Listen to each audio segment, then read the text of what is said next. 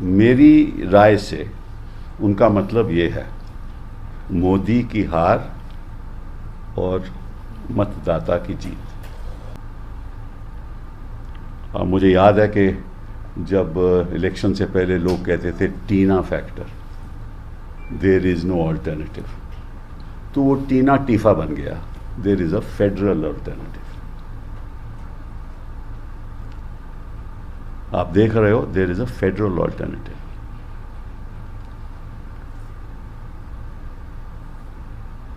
मोदी कटी पतंग है, मोदी कटी पतंग है, पता उसे कि रास्ता अभी तो थोड़ा तंग है।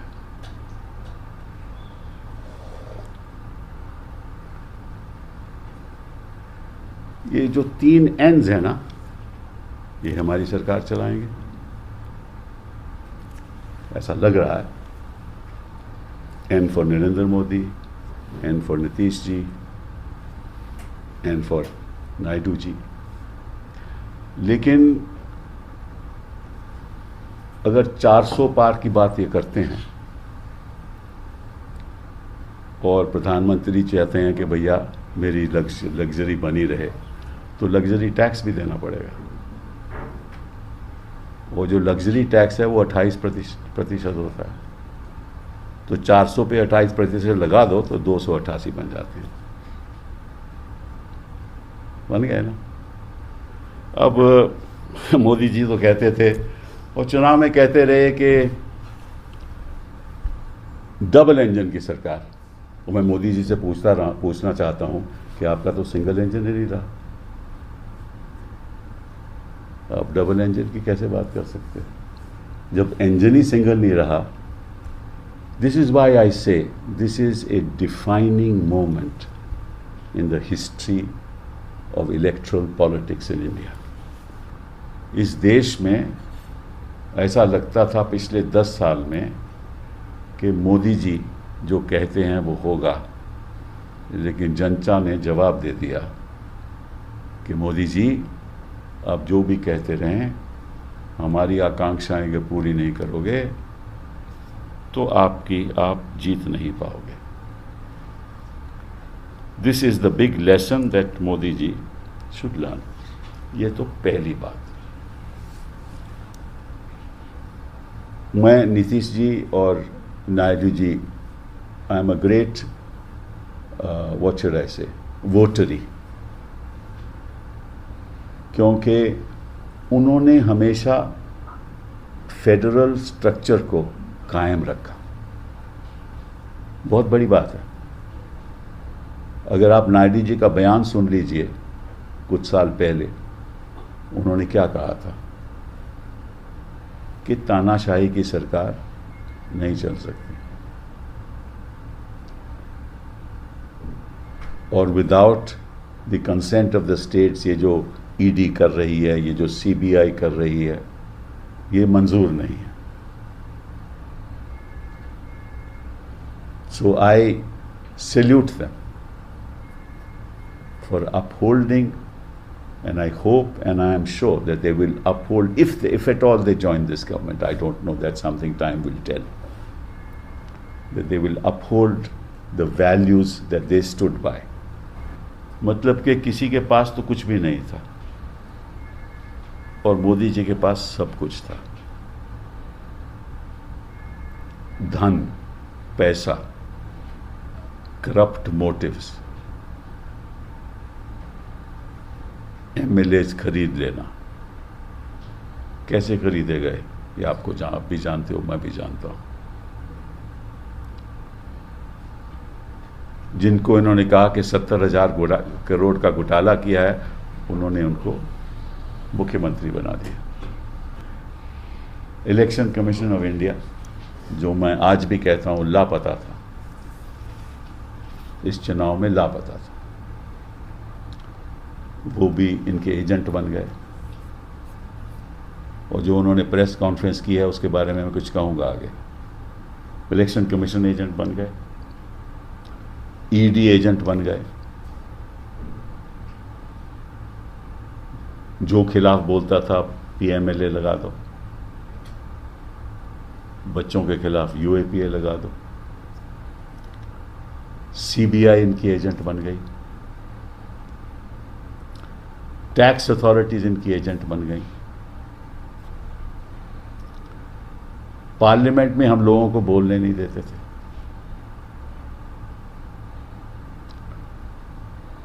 कानून पास करते थे एज मनी बिल्स, जो मनी बिल थे ही नहीं। फिनेंस एक्ट में पास करते थे ताकि राज्यसभा में वोटिंग नहीं हो। गवर्नर इनके एजेंट हो गए, कोर्ट्स इनके पक्ष में फैसले देने लगे। और जिन प्रदेशों में इनको खतरा था, बाकी भी इन्होंने कोशिश की और अभी भी कर रहे हैं। 2 प्रदेशों के चीफ मिनिस्टर चुनाव के बीच जेल में थे। 7 सीटें तभी दिल्ली में आई। आप चीफ मिनिस्टर को जेल में रखोगे, सिसोदिया को जेल में रखोगे, जैन को जेल में रखोगे, और आप बाकी लोगों को नोटिस देके कि तुम्हें भी जेल भिजवा देंगे, झूठी बयानबाजी करोगे। हेमंत सोरेन जिसके खिलाफ रत्ती भर भी एविडेंस नहीं है, उसको आपने जेल में बंद कर दिया ताकि वो चुनाव में हिस्सा न ले सके। फिर भी उसकी 3 सीटें आई।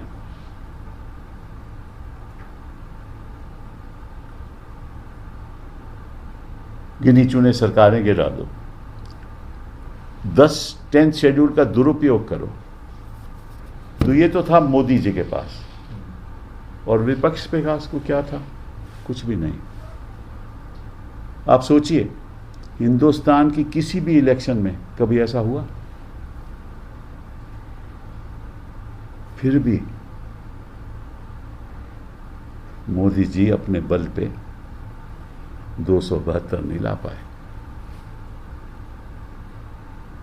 और अगर ये ना होता तो सच्चाई तो ये है कि ये 150 पे रहते, अगर ये ना होता। अब लड़ो कैसे? और अपने इलेक्शन कमीशन कहते हैं कि देखिए बड़े अच्छे तरीके से चुनाव हुआ, इनको पता है कि ग्राउंड रियलिटी क्या है। हम जानते हैं ग्राउंड रियलिटी क्या है। हम जानते हैं कि किस तरह से लोगों के इलेक्टर्स के नाम काटे गए, किस तरह से बूथ में। आप कहते हो ना कि पहले जब ये बैलेट पेपर होता तो धांधलेबाजी होती थी, तो ये मशीन से भी धांधलेबाजी हुई। वो तो आपको अभी पता चलेगा इलेक्शन कमिश्नर साहब, कुछ दिनों में आपको पता चलेगा क्या क्या हुआ। खास तौर में बिहार में क्या हुआ, बाकी जगह पे क्या हुआ। तो अगर आप इस तरह से इलेक्शन लड़ोगे तो निश्चित रूप से जिसके पास सब कुछ है वो सब कुछ पालेगा।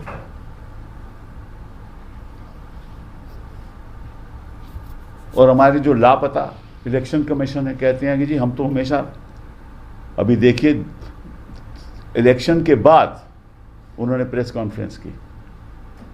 हालांकि जो ट्रेडिशन है वो ये है कि हर चरण के बाद इलेक्शन कमीशन प्रेस कॉन्फ्रेंस करता था, हर चरण के बाद। ये ट्रेडिशन है इलेक्शन कमीशन की। उन्होंने आखिर में जाकर इलेक्शन अपनी प्रेस कॉन्फ्रेंस की। वो कहते हैं कि सब हमने बता रखा था। कैसे बता रखा था? कि आप कैलकुलेट कीजिए। अरे भैया आपके पास फिगर्स हैं, आप क्यों नहीं बताते?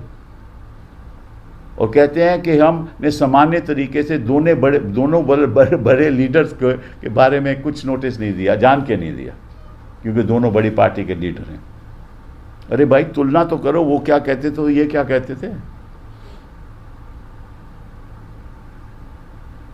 इन पार्टी के लीडर तो साफ मतलब के नफरत के बयान देते थे।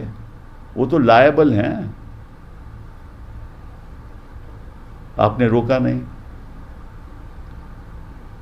मैं तो समझता हूं कि चुनाव के दौरान या चुनाव से पहले कोई भी ऐसी सिचुएशन पैदा नहीं होनी चाहिए जहां धर्म का दुरुपयोग हो।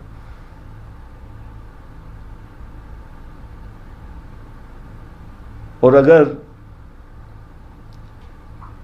कोई भी लीडर किसी भी पार्टी का ये कहता है कि मैं साधना करने जा रहा हूं और चुनाव हो रहा है और इलेक्शन कमीशन रोक नहीं रही, अरे किस बात की साधना? देखिए, आप टेलीविजन चैनल्स को बताइए कि मत दिखाइए, आप छोड़िए, उनको करने दो साधना, लेकिन आप टेलीविजन चैनल्स को तो बता सकते थे कि आप इसको मत दिखाइए, हम रोक लगाते हैं, तो साधना वैसे ही बंद हो जाती, क्योंकि मकसद ही ये था।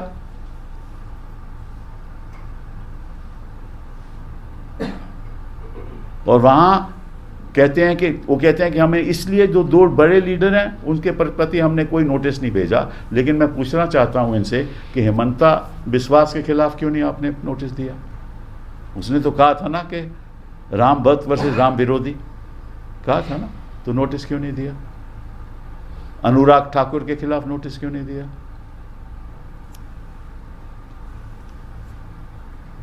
बाकी लोगों के खिलाफ नोटिस क्यों नहीं दिया?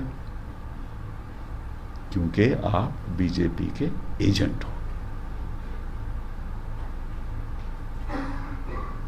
जब तक इसी तरह से चुनाव की प्रतिक्रिया चलती रहेगी तब तक चुनाव पे विश्वास लोग नहीं करेंगे। हम आज भी नहीं करते कि सही तरीके से चुनाव हुए हैं, और ये सारे देश के दलों को बैठकर निर्णय लेना चाहिए कि किस तरह से चुनाव होने चाहिए। मैं जनता की बात कर रहा हूं, जनता यही चाहती है कि सही तरीके से चुनाव होने चाहिए। टी ले जाएंगे, बैंक बैलेंस ले जाएंगे, बच्चे जो ज़्यादा पैदा करते हैं उनको दे देंगे, ये और इलेक्शन कमीशन कहती है कि नहीं हमने तो सामान्य तरीके से। किसी और ने ऐसी बात बोली? आप मानसिक रूप से लापता थे।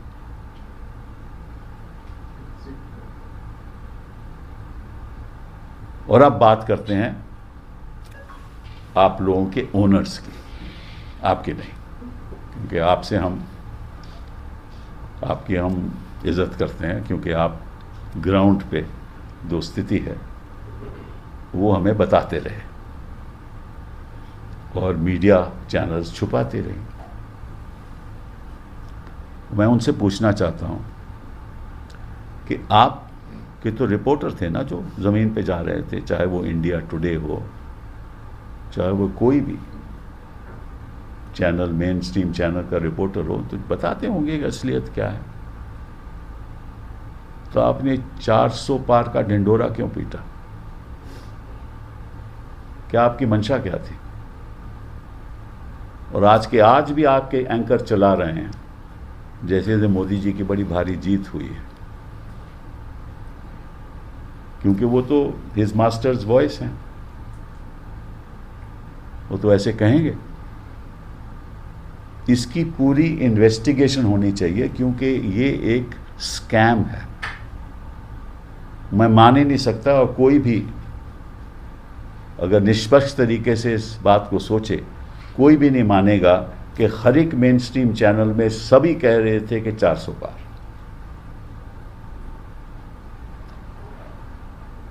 ये तो हो नहीं सकता कि सभी लोग एक ही सोच के साथ, जब वास्तविकता बिल्कुल अलग है। किसी ने इनको बताया नहीं, इनके अपने रिपोर्टर में आके बताया होगा कि भैया वहाँ तो स्थिति अलग लगती है। और फिर रोने धोने की बात नहीं है। वो जो बेचारा इन्वेस्टर है, रो तो वो रहा है बेचारा कि लाखों करोड़ खो दिए उसने। आपने तो पैसे कमा लिए और फिर आप रोने लगे, वो तो सारी उम्र रोलेगा। आप लोगों को शर्म आनी चाहिए। किस तरह से आपने अपने आप को बेच दिया है। किस लिए बेचा? पैसों के लिए। इसीलिए आप पत्रकार, आप लोग मीडिया चलाते हो, पैसों के लिए चलाते हो कि खबरों के लिए चलाते हो? आप लोगों को माफी मांगनी चाहिए इस देश से कि इस धांधलेबाजी के जिम्मेदार हम हैं। ओनर्स को माफी मांगनी चाहिए। ये जो इंडस्ट्री, मीडिया, पॉलिटिकल नेक्सस है ना, जो ये देश के लोकतंत्र को बर्बाद कर देगा। और हमारा देश सबसे बड़ा लोकतंत्र है। और मोदी जी ने कल अपने भाषण में कहा कि ये लोकतंत्र की जीत है। ऐसा लोकतंत्र जिसमें सभी संस्थाएं आपके संग थी, उनकी तो हार है ना मोदी जी। आपके रंगे हुए लोकतंत्र की हार है, असल लोकतंत्र की जीत है।